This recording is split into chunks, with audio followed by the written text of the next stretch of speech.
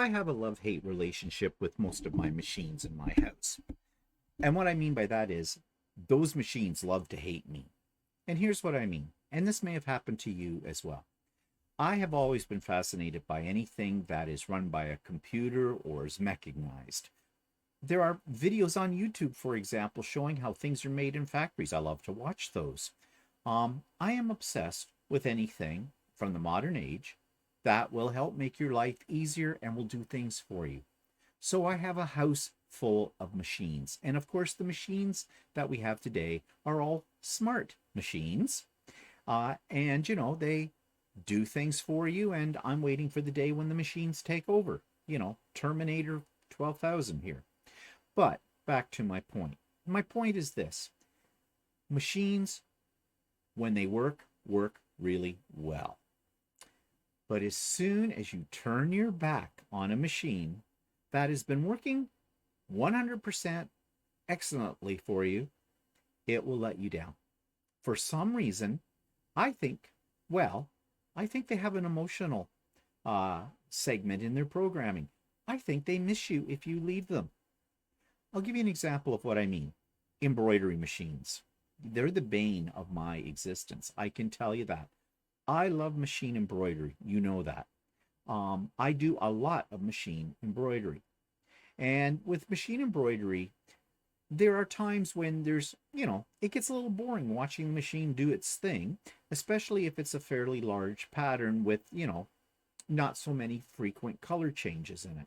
So I'm sitting there, I'm watching it. The machine's been running fine, no problem. Everything's going tickety-boo. And I decide to go upstairs to the kitchen, make myself a coffee. No sooner have I gone up the stairs than the machine decides to do something weird. Like the thread will break. Well, that's minor. Or the bobbin runs out. That's minor. Or it jams. That's major. And that can lead to all kinds of hell. And so I spend an hour troubleshooting, fixing the machine, getting it up and running again, and all the time cursing. And now I'm worried. When I go back upstairs to get another coffee, because mine has just gone cold because I've spent an hour fixing up this machine, is it going to work? So I'm listening to it. I'm glued to it. I know the sounds of all of my machines. There's one of them going off right now. I must have been talking about it. They have sounds. And you will know when those sounds are right and when those sounds are not right. And they're subtle. These are not sounds that just, clang, clang, bash, bash, a lot of decibels. They're just very subtle changes. In the hum, if you wish, the hum starts to go off key. So immediately, I stop the machine and try to analyze what's the problem with that, what I need to fix. So, yeah, but that's not just with my embroidery machines. Oh, no. Now, my sewing machine, my latest one, my Continental M7 from Janome, has been a very reliable machine. I have not had, really, now I want to say this quietly because it is listening. Even though it's turned off, it still listens. It's kind of like Alexa, She's always... I said her name. She's on my computer. She just popped up. See? They are listening. They're listening to us. Yeah. But sewing machine, bless its soul, has been very, very reliable. Only minor problems, and they were user problems. Oh yeah, did I mention? These are not necessarily user error. They're just however the machine feels that day. My 3D printers. Oh, you want to talk about problems. Now, to be fair, 3D printing technology isn't quite up to plug and play standards yet. There is a lot of tinkering, and you've heard me talk about that on various vlogs of mine, that, if you're buying yourself a 3D printer, don't expect it to be easy to work. There's a huge learning curve, and there's a lot of tinkering. And if you like to tinker, then get a 3D printer. But if you like something that's plug and play, don't get a 3D printer, because they are not, regardless of how they're advertised, they are not plug and play. So I am constantly doing, maintenance, fine tuning, troubleshooting with those machines.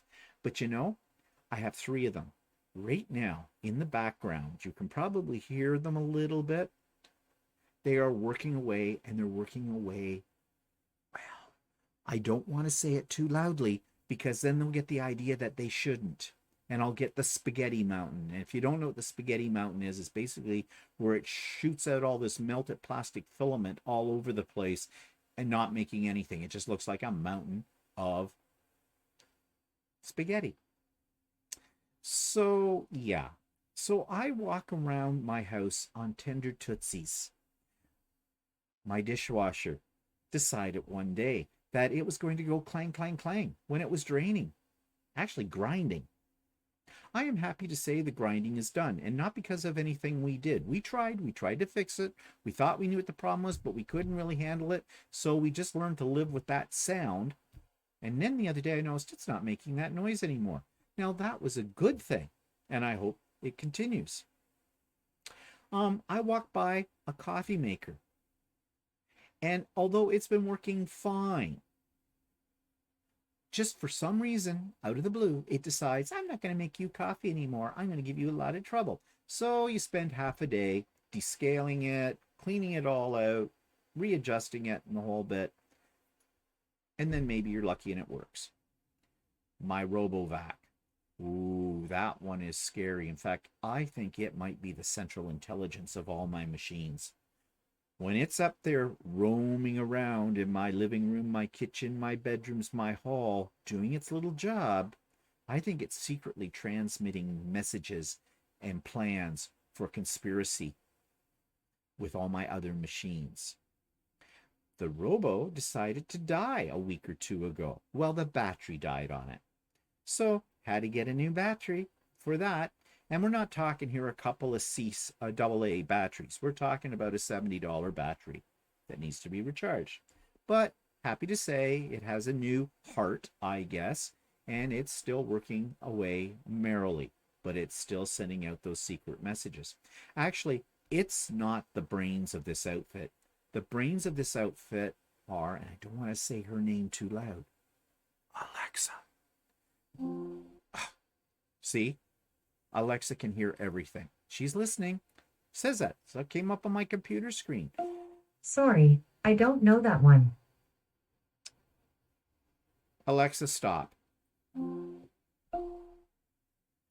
Okay. So you see what I mean? Now we have the main Alexa upstairs in our living room, and it controls, oh, there she is again. She controls a lot of things. And just out of the blue, you may not have even said her name, which I'm not going to say again, and she just comes on. And she spews forth something that I didn't ask anything about. What's that all about?